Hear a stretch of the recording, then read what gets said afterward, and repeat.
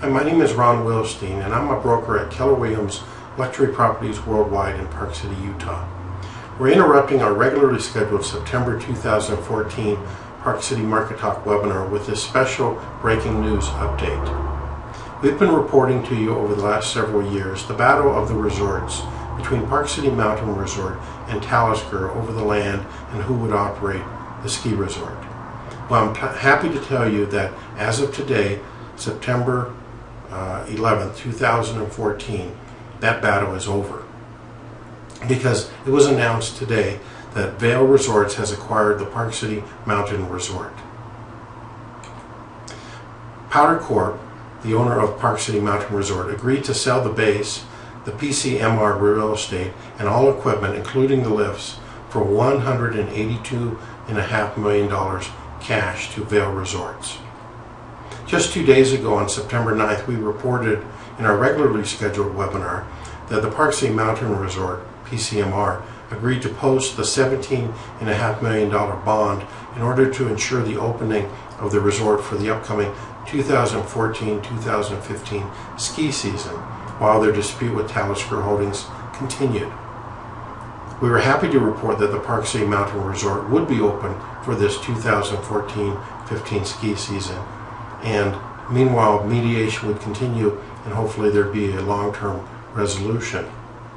Well, today, September 11th, we're pleased to announce that PCMR has entered into that agreement to sell the base, the real estate, all equipment to Vail. And this will bring an end to a long and painful lawsuit while bringing a wonderful boost to the Park City economy.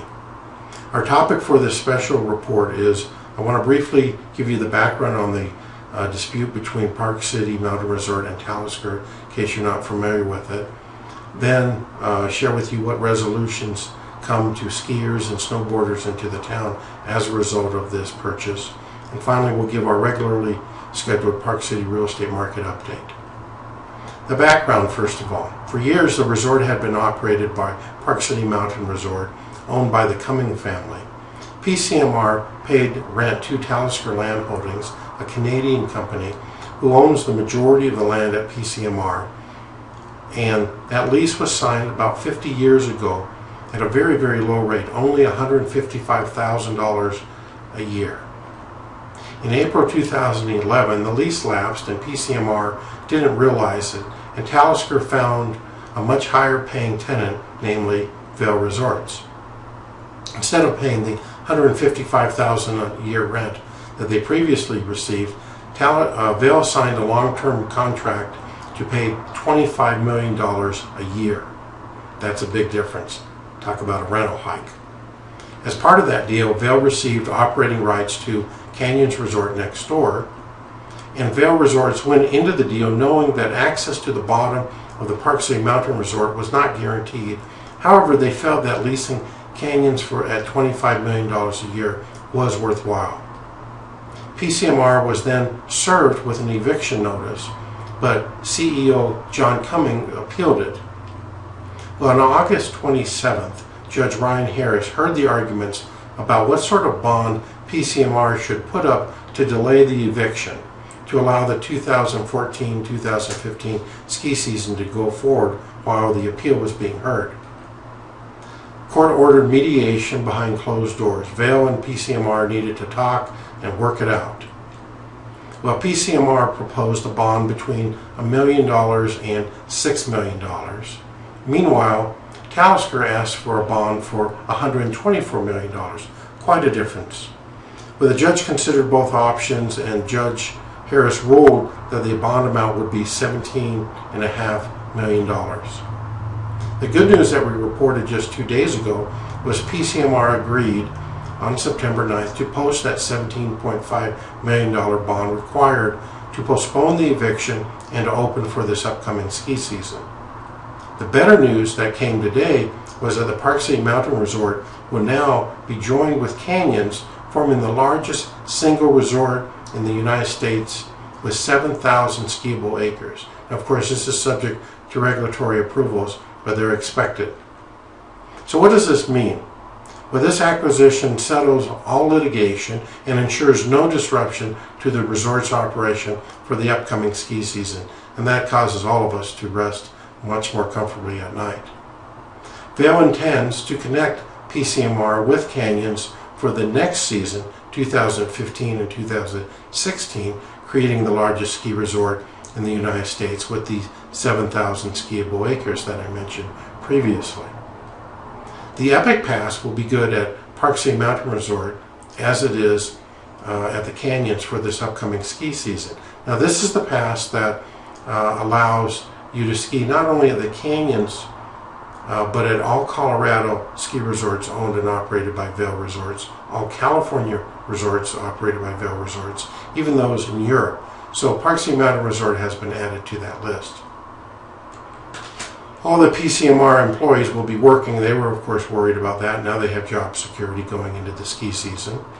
And this will save an estimated $180 million for Park City's economy.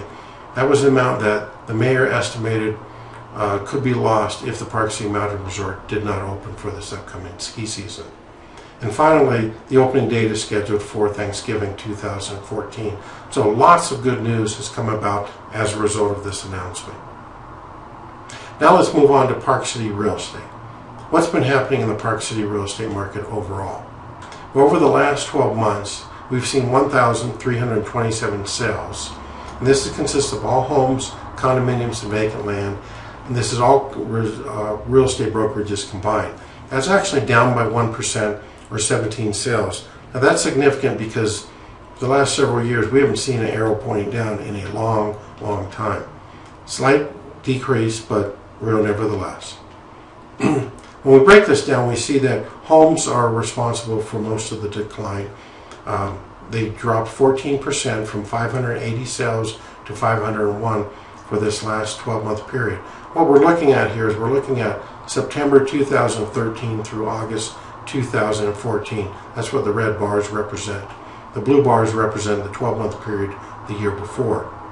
So homes are down 14% in terms of number of transactions.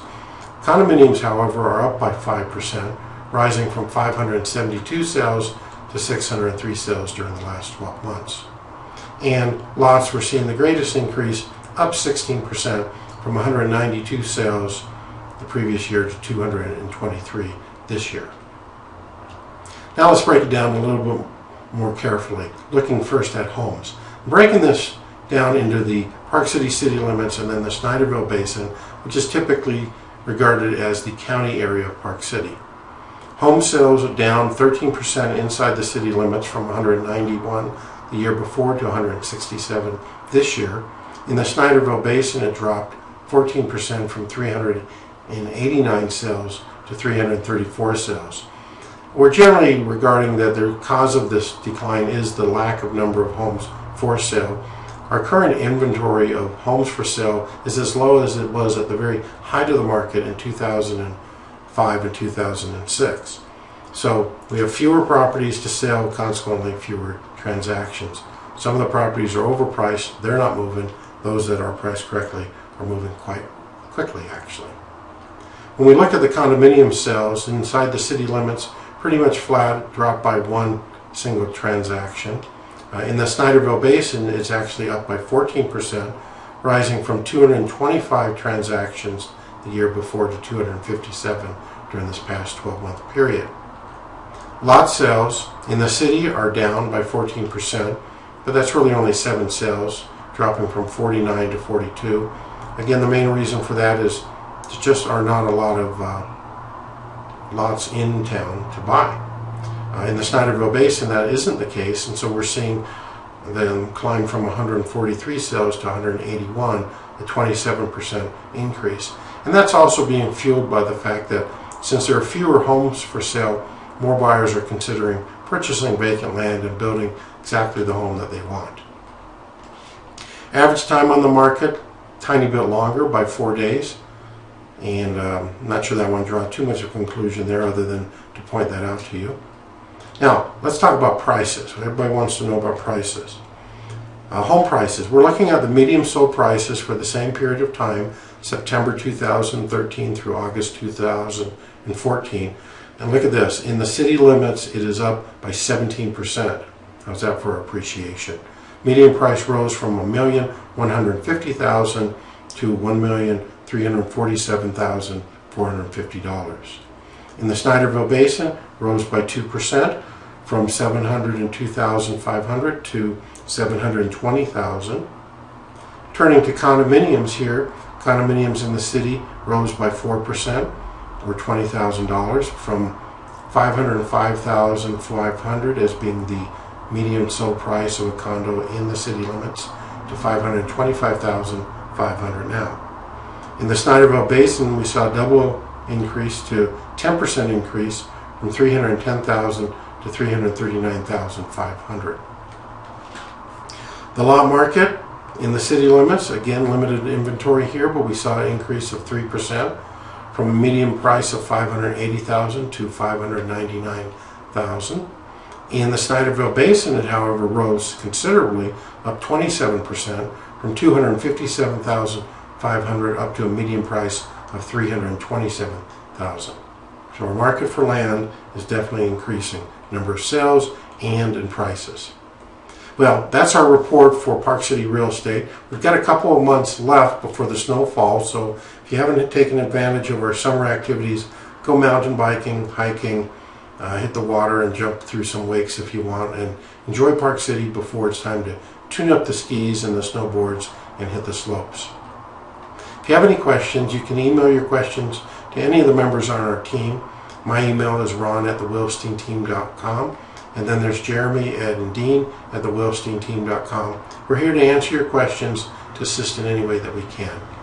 So we're going to sign off now. Our next update will be in a month from now, Tuesday, October 14th, 7 o'clock. That's when we'll have an updated webinar giving you the latest news. And we anticipate discussing what will be the impact on real estate and real estate values as a result of Vail purchasing Park City Mountain Resort. So do tune in and join us. Thank you very much. Have a great day. Bye-bye.